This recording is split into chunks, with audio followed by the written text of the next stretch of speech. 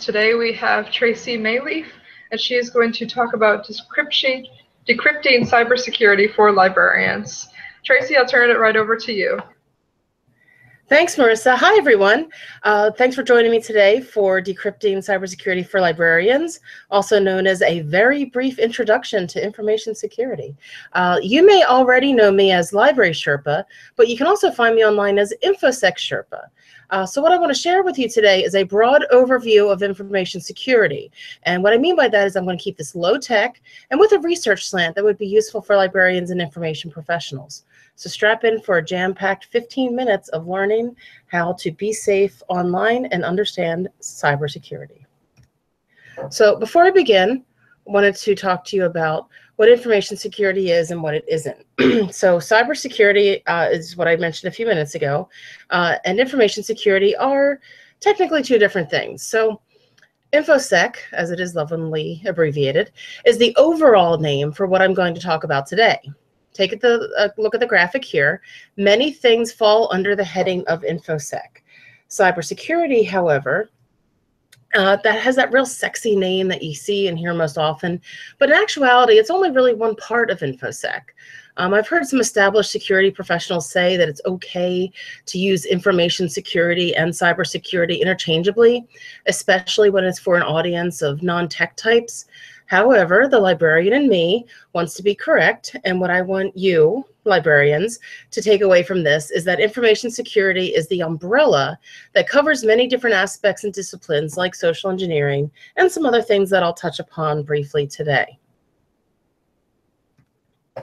So the other thing that I want to get into before I talk about information security is the difference between information security and privacy.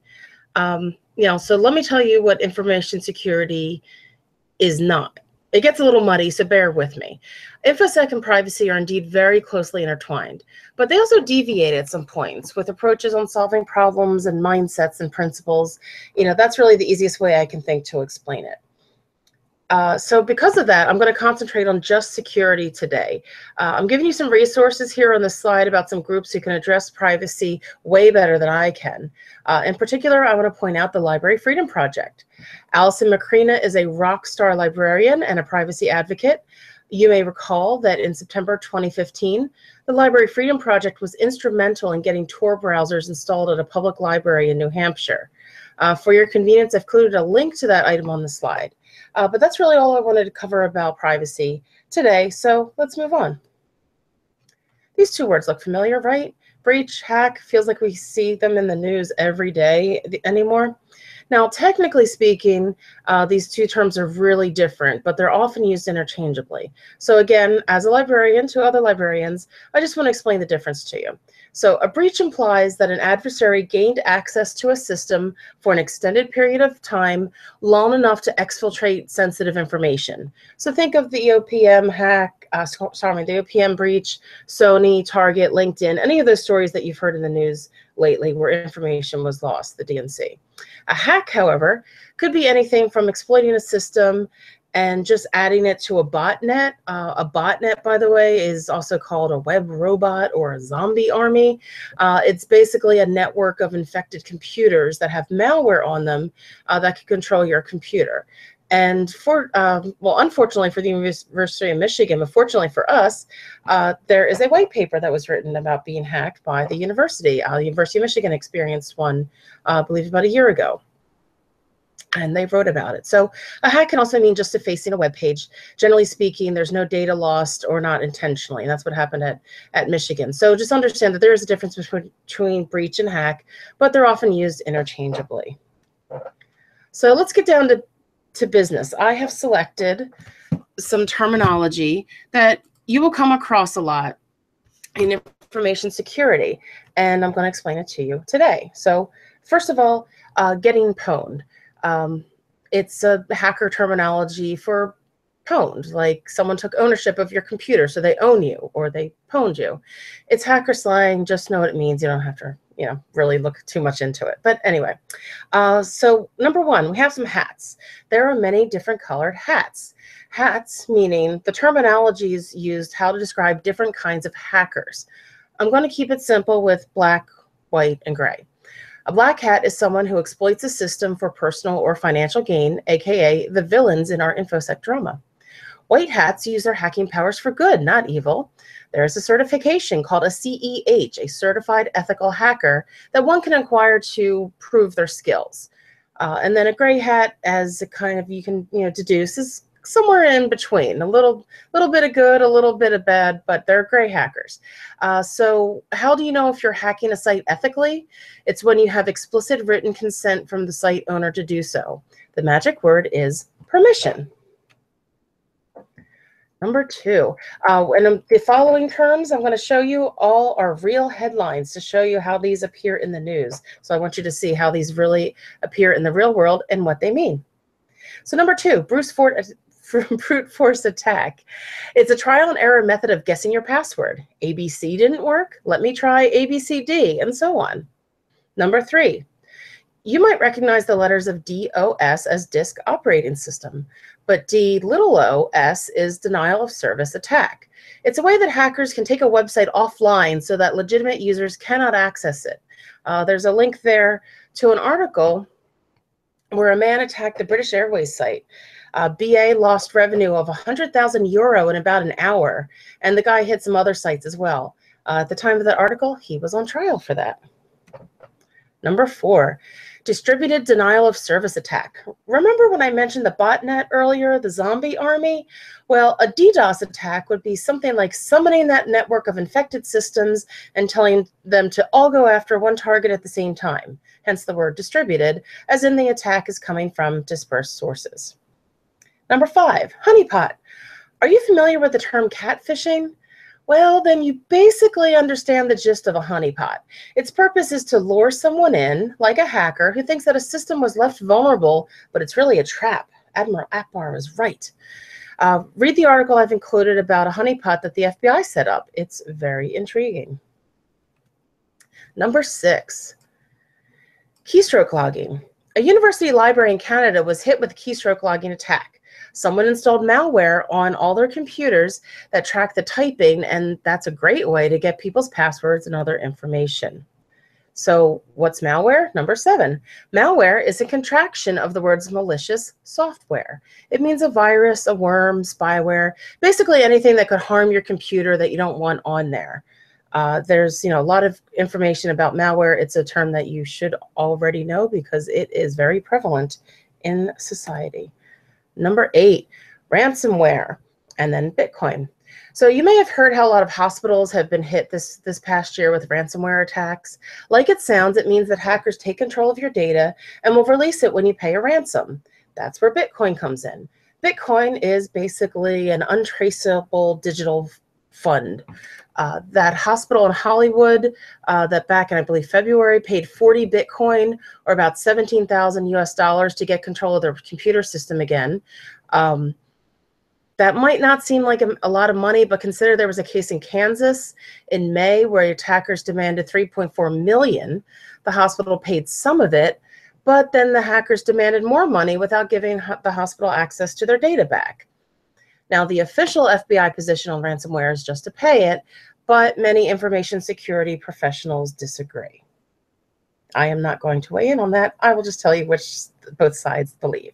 Number 9, spoofing. Spoofing is simply disguising a link to look like it came from a trusted source, but it's really redirecting you somewhere on the dark side. Avoid this by not clicking on anything that looks suspicious, or even use your mouse to hover over a link to see what the real URL is. And you'll see from Platte County, Nebraska, it costs them a lot of money. This last one here, the last term I'm going to give you today, you might see it as a 0-day vulnerability, a 0-day exploit, a 0-day, or even an O-day. So what this is basically, it's an error that is found in software, but before the company has a chance to rectify it. So meaning a black hat is the kind of person that would find this error and exploit it. So what you need to do is be on the lookout for a patch, aka the remedy, for that error and update your software. So for example, the second Tuesday of every month is Patch Tuesday, and that's when Microsoft releases their patches. So if you want to not have your system compromised, make sure that you keep up with patches. Now let's move on. Social engineering.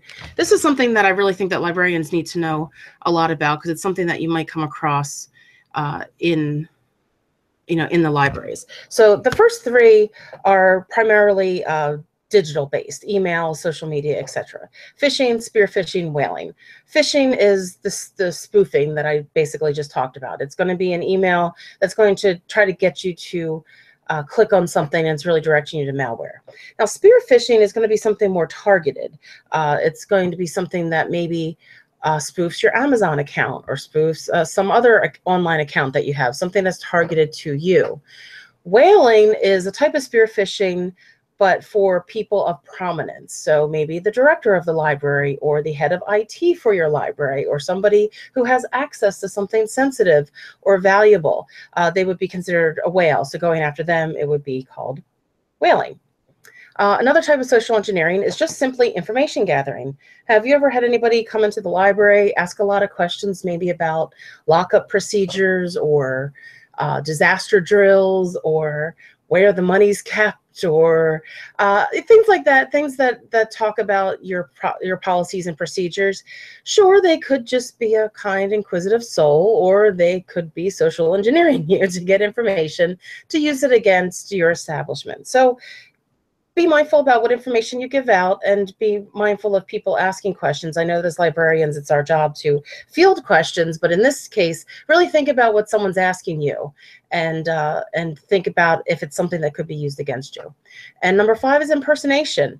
That's something else. What if you get a phone call saying that, "Hi, I'm from Microsoft and I need to log onto your computer to check something"? Yeah, that's a scam. Don't do it. Don't let someone call you and get onto your computer.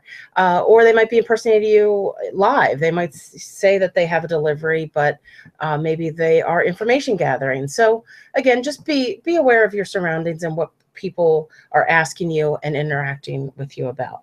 And this slide includes some links to some articles about social engineering. So you're probably kind of freaking out right now. This is a lot of information to to absorb. So how can you protect yourself? Well, there's some things that you can do. Number 1, passwords. Use best practices. Use, long passwords, difficult passwords, things that are not easy to guess, like your favorite sports team, or your cat's name, or something like that, or admin, or password, or QWERTY. Don't use something that's obvious or easy to guess.